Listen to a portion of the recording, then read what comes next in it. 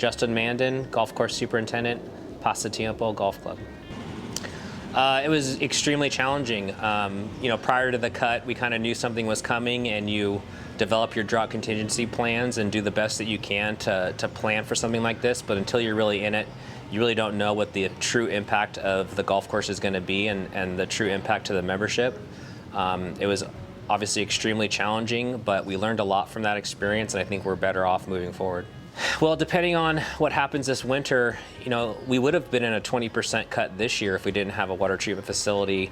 And looking at next year, if we had even an average rainfall year, we'd probably be looking at a 30 to 40% reduction in our irrigation usage. Well, we've definitely produced as much or more water than we anticipated when we planned the water treatment facility. I think everything has worked out probably better than we expected. I would say the one shortfall is we just don't have a lot of control over the quality of water that we receive, just because of the type of water we receive and the treatment plant that we built. I think probably looking back, if we had probably designed something where we had a little bit more control over the water, it probably would have been a little bit more beneficial for Pasatiempo, but overall, it's far exceeded our expectations. I mean, water and labor have been the two big ones for some time now, and I think that both of them are going to continue to be challenging for golf courses in California. Approximately 30% of golf courses are currently using recycled water, and I think that number is going to continue to increase as water becomes more scarce. And labor has been an issue for several years now throughout, the entire golf course operation, whether it be starting greenskeepers or assistant superintendents and now even superintendents. So not having well-trained staff available, not having universities producing individuals that have an educational background, I think it's going to be extremely challenging in the next decade for golf. Well, the first thing is just recognizing where your water comes from and what your sources are, and then developing those relationships with those entities that control your water.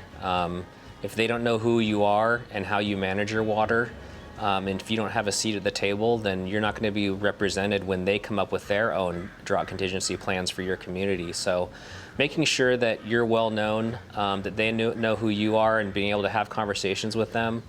And then finding out what alternative sources are available to you. Is there groundwater aquifers that you can tap into? What is the closest recycled water treatment plant or recycled water treatment line that you may be able to have access to? I think those are all questions that golf course superintendents and clubs need to know as we move forward with the current climate. Well, several different ways. Sometimes you're looking at where they've used these products in the past and getting references from other golf course superintendents. Other times we're doing our own field trials and trying out different types of things on the golf course to see what their efficacy is and what their viability is on the golf course. More rain, a lot more rain. I met Parker several years ago. He was working with another individual named Parker Anderson.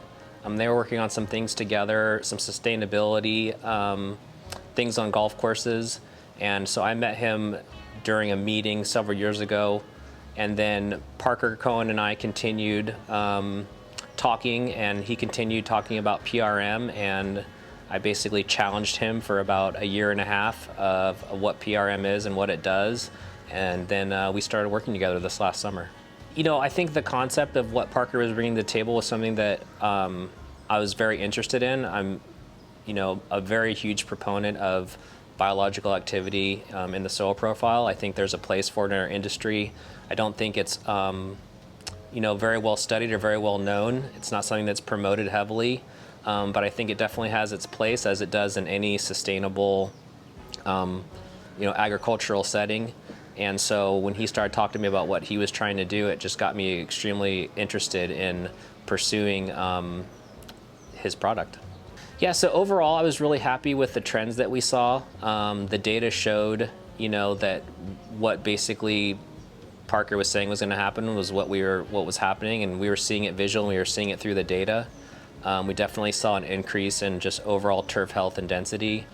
We definitely saw increased percolation rates, which is something that we struggle with at Pasatiempo with 90-year-old push-up greens. So overall, I was happy with with our first year trying out the PRM program.